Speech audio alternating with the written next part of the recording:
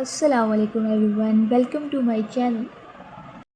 आज का जो हमारा टॉपिक है वो है टाइप्स ऑफ सिस्टम, यानी सिस्टम की types. System can be broadly categorized into two types, यानी सिस्टम को टू टाइप्स में कैटेगराइज किया गया है, namely natural and artificial system. यानी नेचुरल सिस्टम कुदरती निज़ाम एंड आर्टिफिशियल सिस्टम मसनूई निज़ाम।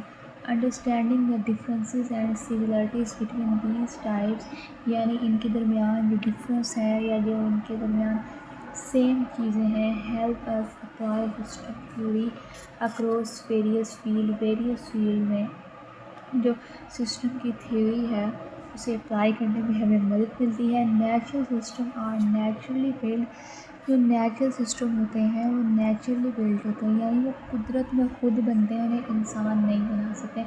And occur in nature without human intervention, यानी इन्हें इंसान नहीं बना सकते। While artificial systems are created by humans to fulfil specific needs और पर्पसेस, यानी जो आर्टिफिशियल सिस्टम होता है जिसे हम मसनूई निज़ाम कहते हैं, ये इंसान बनाते हैं अपनी ज़रूरियात को पूरा करने के लिए। ठीक है, अब हम इनमें डिफरेंस देखते हैं, नेचुरल सिस्टम और आर्टिफिशियल सिस्टम। नेचुरल सिस्टम वो सिस्टम होता है जो नेचुरली बनता है, यानी इन्हें इंसान नहीं बना सकता। ठीक है, इसकी एग्जांपल है जैसे अर्थ हो गई, सन हो गया, गैलेक्सी, फॉरेस्ट और जो हमारी ह्यूमन बॉडी है, यानी ये नेचुरली बने, इन्हें इंसान नहीं बना सकते। ठीक है, उसके बाद आर्टिफिशियल सिस्टम, ये वो सिस्टम है जो मैन मेड है, यानी ये इंसानों के बनाए हुए हैं और इंसान इन्हें अपनी ज़रूरत के मुताबिक बनाता है। ठीक है, इसकी एग्जांपल में आता है कंप्यूटर हो गया, मोबाइल हो गया, लैपटॉप हो गया, कार,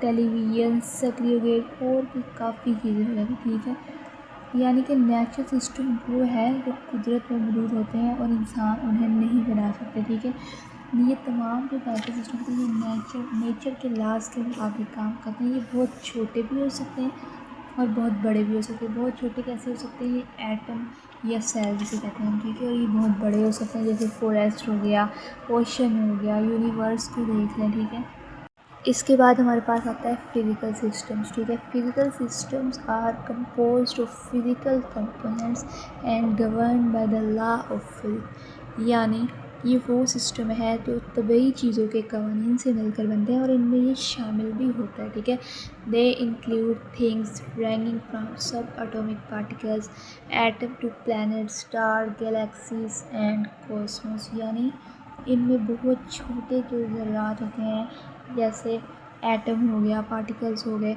सब एटॉमिक पार्टिकल्स हो गए, और इनमें बहुत बड़ी चीज़ें भी होती हैं, प्लैनेट, स्टार, गैलेक्सीज। ठीक है, इसमें ये सब भी शामिल होता है।